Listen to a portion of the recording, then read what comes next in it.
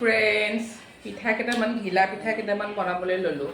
তাকে পিঠাগুড়িখিনি ল'লোঁ, তাতে বোলো অকণমান নিমখ দিলোঁ আৰু কেইচামুচমান চেনি দি দিলোঁ।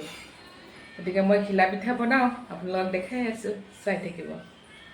ফ্ৰেণ্ডছ, এয়া পিঠাটো বনাই আছোঁ। ঘিলা পিঠা ৰেডি কৰি লৈছোঁ। বগা বগা দেখি আছে আপোনালোকে। এইটো পিঠাগুড়িৰ লগত অলপ চুজি দি দিছোঁ, লগতে নিমখ আৰু চেনি। টাৱাতে তেল অলপ দি দিলোঁ। এতিয়া পিঠাকেইটা দি দিছোঁ।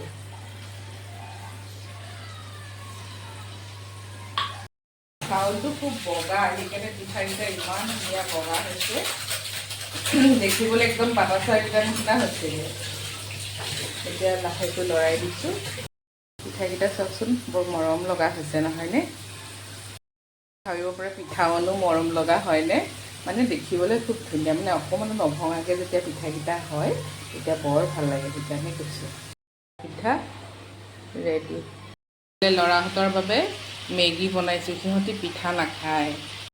সন্ধিয়া চাহকাপ গৰম গৰম ঘিলা পিঠাৰ লগত খাবলৈ দিওঁ।